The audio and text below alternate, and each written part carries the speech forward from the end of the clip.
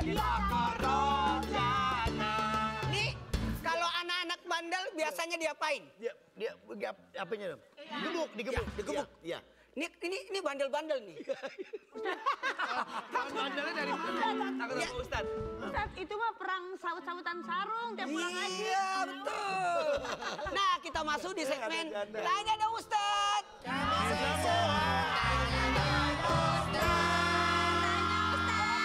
Bang Opi duduk takut kebakar, Bang Opi. Kenapa? Kita boleh nanya-nanya di sini, Bang. Boleh dong. Oke, siap. Kamu nanya nggak, Cika? Aku mau nanya boleh ya, Kak? Boleh dong. Boleh ya. Ya. Gini Bang Opi, kalau Ustad. Sini Bang Opi. Cakep bercanda aja. Kurang ya? Lucu tahu. Enggak otaknya. Ada aja. Pak Ustadz, kebetulan banget di puasa Ramadan tahun ini aku tuh lagi disayang banget sama Allah kalau kata orang ya. Lagi dapat ujian, mamaku sakit lagi, tiba-tiba kena stroke.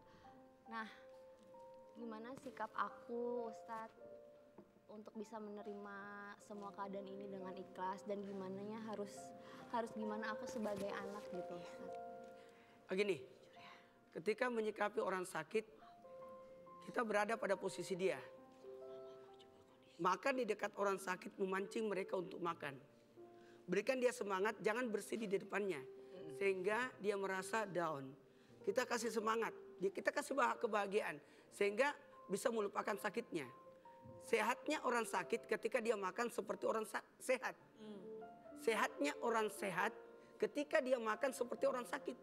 Berarti dia jaga posisi makannya. Maka ketika kita menghadapi ini ada 4 cara. Yang pertama reaksi tubuh.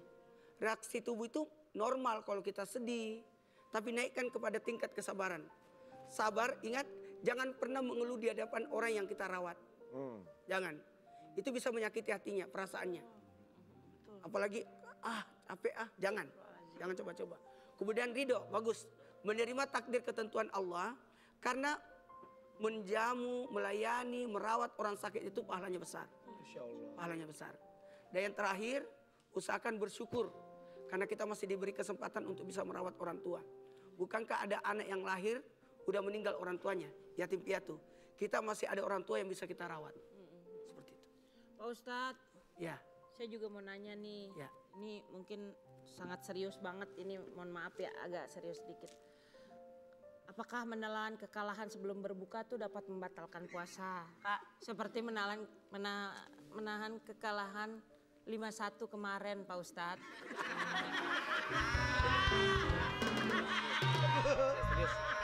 Gimana seriusnya? Ya kan menelan kekalahan Pak Dari Ustadz. mana membatalkan puasanya? Kan cuma menelan kekalahan doang. Iya, iya. Kenalannya barengan sama nasi padang baru batal Kak. Iya, iya. Ini lucu banget. Lucu banget. Janda yang mana? Janda yang mana? Tuhan senangi. Papa-bung. Jadi gini. Tidak bermasalah. Yang bermasalah itu ada 2. Kalau dia emosi, maka jatuhlah pahalanya. Tapi kalau dia menelan kekalahan sekaligus menelan es, makanan, itu namanya batal. Jadi menelan itu nggak membatalkan. Kalau telentang gimana Pak?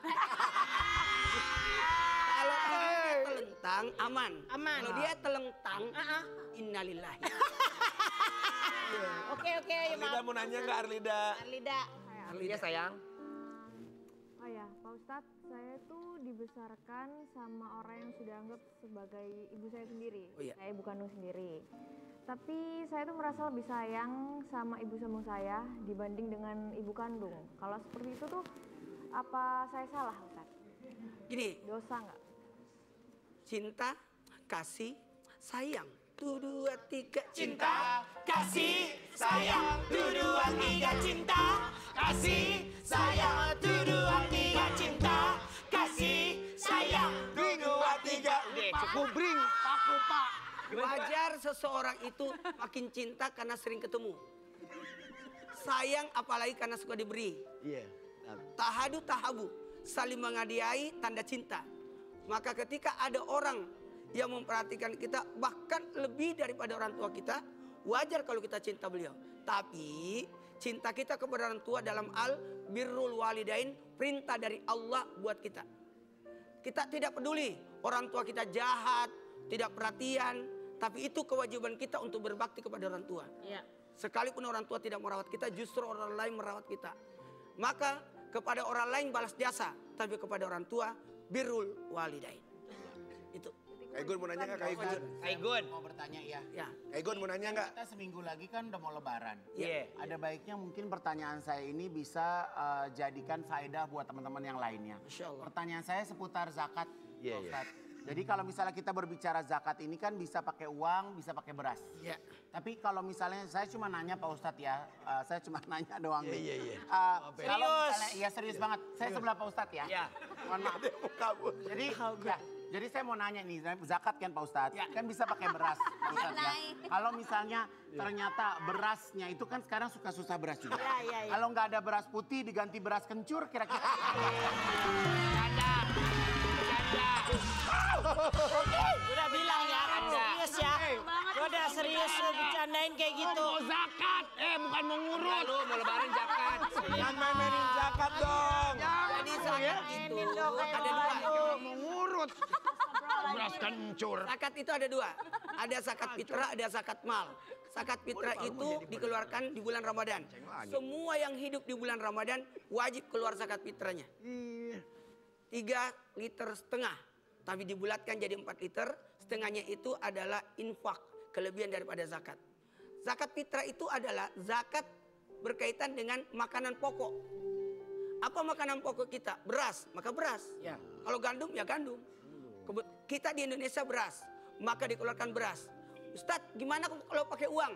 Pakai uang hanya untuk memudahkan, tapi penyalurannya tetap beras nanti. Maksudnya kita ke masjid bawa berasnya Pak Ustadz? Ya.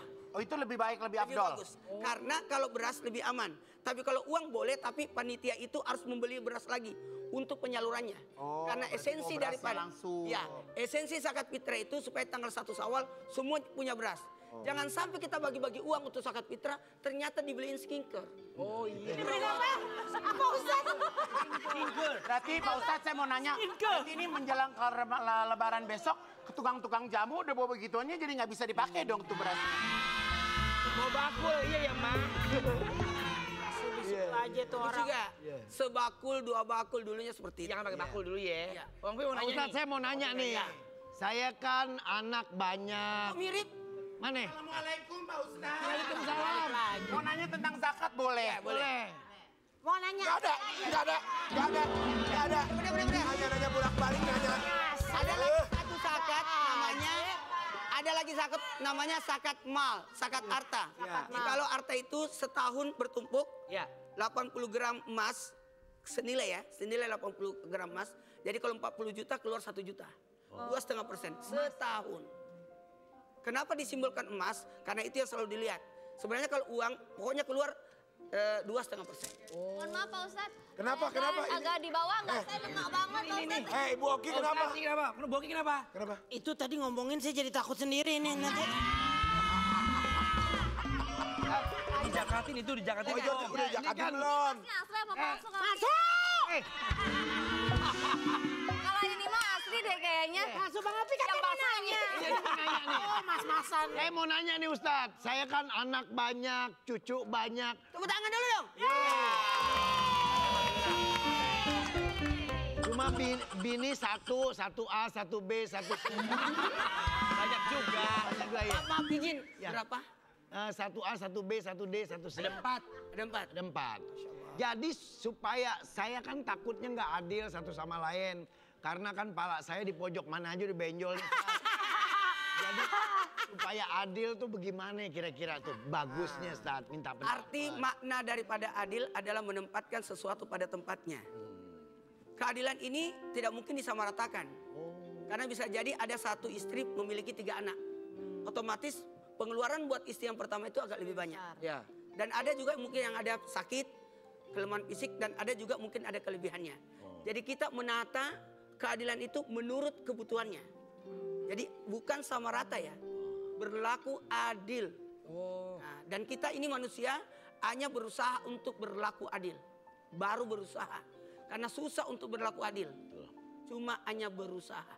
Iya. Betul, Ustaz. Iya. Terima kasih, Baik Ustaz. jadinya ya. Mau nanya lagi nggak? Udah bisa Iya kan? bisa dia. Nanya Bu Haji, nanya Bu Haji. Era.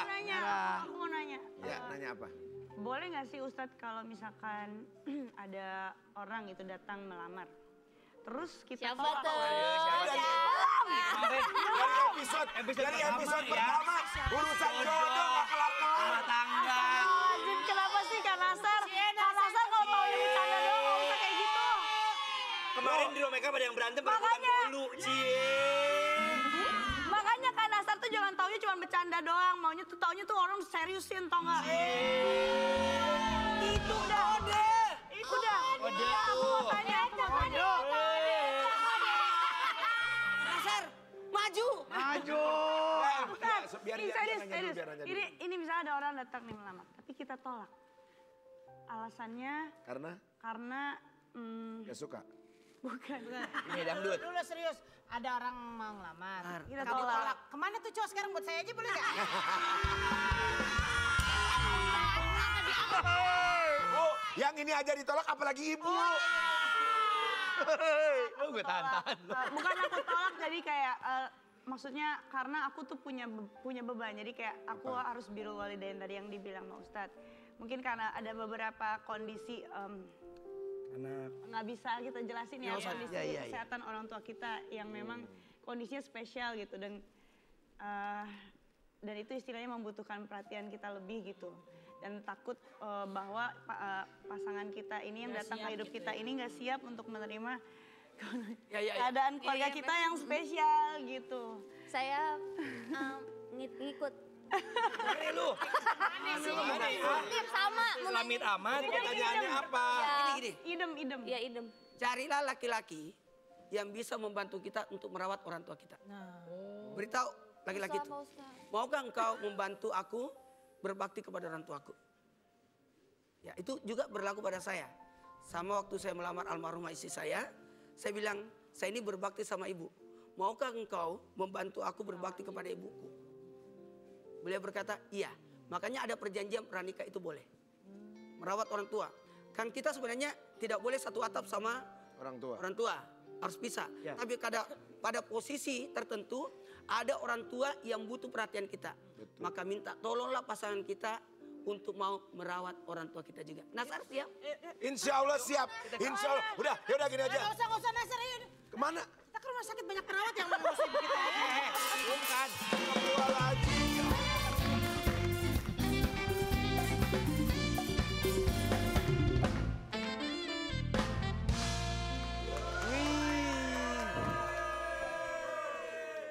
Foto dulu mumpung Pak Bos gak ada.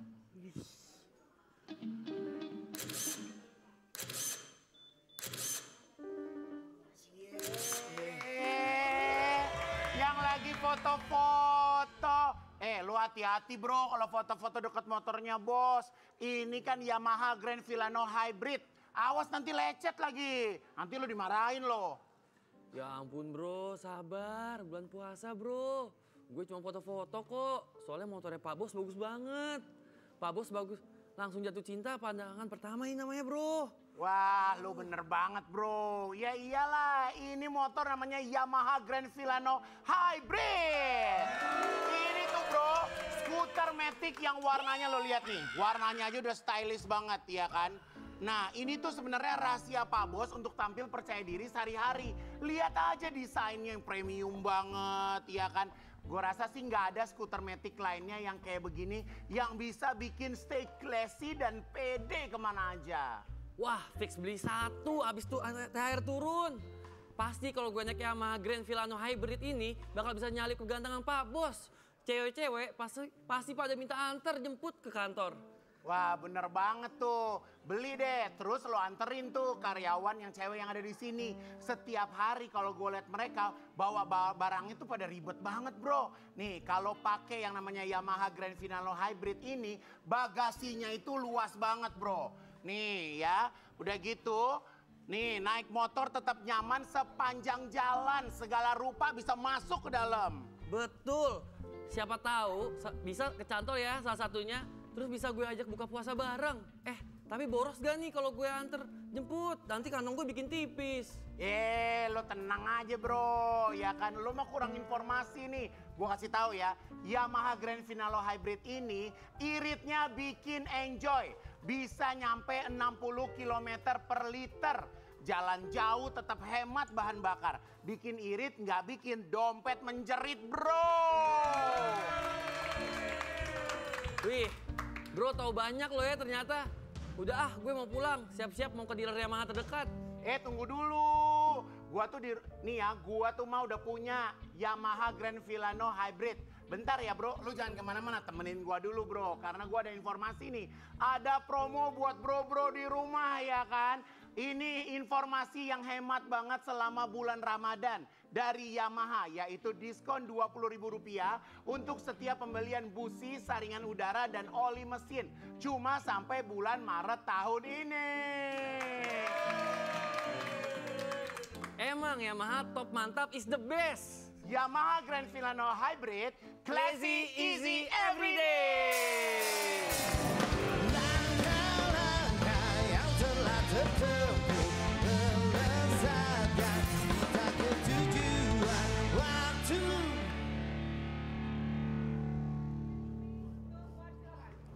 Walanabluwannakum bisa minal khawfi wal ju'. Semua manusia akan diuji, kehilangan, kekurangan, kematian. Ketahuilah, sepanjang manusia itu hidup, pasti diuji. Ada orang diuji dengan kesehatan. Tapi ada orang diuji dengan sakit. Tapi ketahuilah, sebenarnya bukan orang sakit itu yang diuji. Tapi kita yang orang ada di sekitarnya. Apakah kita tidak menyakiti perasaan orang tua yang kita rawat? Dulu ibu kita mengandung kita selama 9 bulan. Merawat kita, menjaga kita siang dan malam. Pertanyaannya, apa yang kita bisa balaskan kepada orang tua kita? Ibu yang sedang sakit,